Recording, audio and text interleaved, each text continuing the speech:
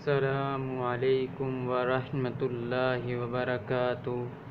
محترم حضرات، میرے پیارے دوستو، جیسا کہ آپ کو سب کو معلوم ہے کہ ہر مسلمان پر، مرد عورت پر، عاقل بالغ پر اللہ تعالیٰ نے 5 وقت کی نماز کو فرض کر دیا، یعنی ضروری ہے نماز پڑھنا۔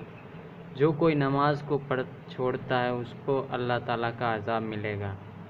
تو نماز چھوڑنے کے کتنے عذاب ہے یہ آپ کے سامنے ہیں کہ نماز چھوڑنے پر دنیا میں اور آخرت میں موت کے وقت میں اس کو عذاب دیا جاتا ہے۔ تو نماز چھوڑنے کے کل 14 طریقے کے عذاب دیا جاتا ہے، جس میں دنیا کے اندر اس کو 5 طرح کے عذاب ملتے ہیں۔ دنیا کے اندر جب تک وہ رہے گا اس کو یہ 5 عذاب کے اندر وہ گرفتار ہوگا۔ پھر اسی طریقے سے موت کے وقت بھی ایسے عذاب آئیں گے، پھر قبر میں جانے کے بعد بھی عذاب ہے، اور قبر سے نکلنے کے بعد بھی اس سے کیا کیا عذاب ملے گا وہ سب آپ کے سامنے ہے۔ میرے محترم دوستو، دنیا میں 5 طرح کے عذاب ہیں جو اس کو ملیں گے۔ دنیا کے اندر 5 طرح کے عذاب اس کو ملے گا، جس میں سے سب سے پہلا ہے کہ اس کی زندگی میں برکت نہیں رہتی۔ اس کی زندگی میں اللہ تعالیٰ جو نماز چھوڑتا ہے اس کی زندگی میں کبھی بھی برکت نہیں ہوگی۔ نمبر 2، صلحاء کا نور اس کے چہرے سے ہٹا دیا جاتا ہے، یعنی نیک لوگ، صلحاء یعنی نیک لوگوں کا جو نور ہوتا ہے چہرے کے اوپر، ویسا نور جو نماز نہیں پڑھتا اس کے چہرے پر نہیں ہوگا۔ نمبر 3، اس کے نیک کاموں کا اجر ہٹا دیا جاتا ہے۔ نیک کاموں کا جو بھی ثواب ہوتا ہے، جو بھی وہ پنیہ کا کام کرتے ہیں، اچھا کام کرتے تو اس کو اس کا ثواب نہیں ملے گا۔ نمبر 4، اس کی دعائیں قبول نہیں ہوتی۔ بہت سارے لوگ بولتے ہیں ہمارے لیے دعا کرو دعا کرو، لیکن ایسے آدمیوں کی دعا بھی قبول نہیں ہوتی۔ جب وہ نماز ہی نہیں پڑھتا، نماز چھوڑ دیتا تو اللہ اس کی دعائیں بھی نہیں سنتا ہے۔ نمبر 5، نیک بندوں کی دعاؤں میں اس کا استحقاق ختم ہو جاتا ہے۔ میرے محترم بزرگوں دوستو، نیک بندوں کی دعاؤں میں اس کا استحقاق یعنی اس کا کوئی حق نہیں ہوتا۔ نیک بندوں کی دعائیں ہوتی رہتی تو اس کے اندر کوئی حق نہیں ملے گا۔ یہ دنیا کے اندر کے 5 عذاب ہیں۔ میرے محترم بزرگ دوستو، موت کے وقت کے 3 عذاب، اسی طریقے سے اس کو موت کے وقت بھی عذاب ملے گا۔ اور وہ موت کے وقت میں کیا کیا عذاب ہے؟ نمبر 1، اول یہ کہ وہ ذلت سے مرتا ہے، یعنی عزت کی موت بھی نہیں مر رہا، وہ ذلیل ہو کر مر رہا۔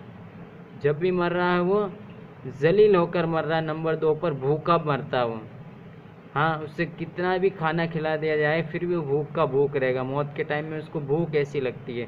نمبر 3، پیاس کی شدت سے موت آتی ہے اس کو، پیاس کی حالت میں ایسی پیاس لگتی ہے اگر پورا سمندر بھی پلا دیا جائے تب بھی اس کی پیاس نہیں بجھ سکتی۔ قبر کے اندر اسی طریقے سے 3 عذاب ملتا ہے۔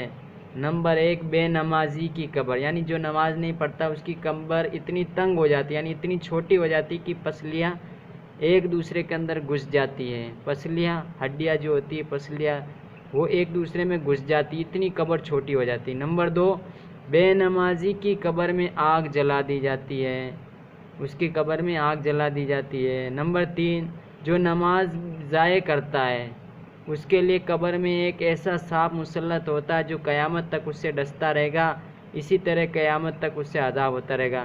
جو نماز کو ضائع کرتا ہے، یعنی بیکار کرتا ہے، نماز کو نہیں پڑھتا بیکار کرتا ہے، اس کے لیے قبر میں ایسا سانپ مسلط کر دیا جاتا ہے، ایسا سانپ چھوڑ دیا جاتا ہے جو قیامت تک اسے ڈستا رہے گا، اسی طرح قیامت تک اس سے عذاب ہوتا رہے گا۔ پھر وہ کل قیامت کے دن جب قبر سے دوبارہ اٹھے گا تو قبر سے نکلنے کے بعد میں اس کو 3 عذاب مل رہے ہیں۔ نمبر 1، حساب سختی سے لیا جائے گا، حساب ہے وہ اللہ تعالیٰ بہت سختی کے ساتھ لے گا اس سے۔ نمبر 2، حق تعالیٰ شانوں کا اس پر غصہ ہوگا، یعنی اللہ تعالیٰ اس پر ناراض ہوگا۔ نمبر 3، جہنم میں داخل کر دیا جائے گا، یہ جہنم کے اندر پھر وہ داخل کر دیا جائے گا۔ تو میرے محترم بزرگوں دوستو، ہے جو کہ ہم نماز کی پابندی کریں تاکہ ان عذاب سے ہم بچ جائیں، اور کل قیامت کے دن ہے جو کہ ہماری پکڑ نہ ہو اور نماز کے اندر ہم پاس ہو جائیں۔ سب سے پہلے نماز کا ہی حساب ہوگا، جو نماز کے اندر پاس ہو گیا تو وہ باقی منزلوں کے اندر بھی پاس ہو جائے گا، جو نماز میں اٹک گیا تو وہ پھر سارے اس کے معاملہ میں اٹکتا چلا جائے گا۔ اللہ تعالیٰ ہمیں نماز کی عمل کرنے کی توفیق عطا فرمائیں، اور نماز پر عمل کرنے کی اور نماز کو 5 وقت پر پڑھنے کی توفیق عطا فرمائیں۔ السلام علیکم۔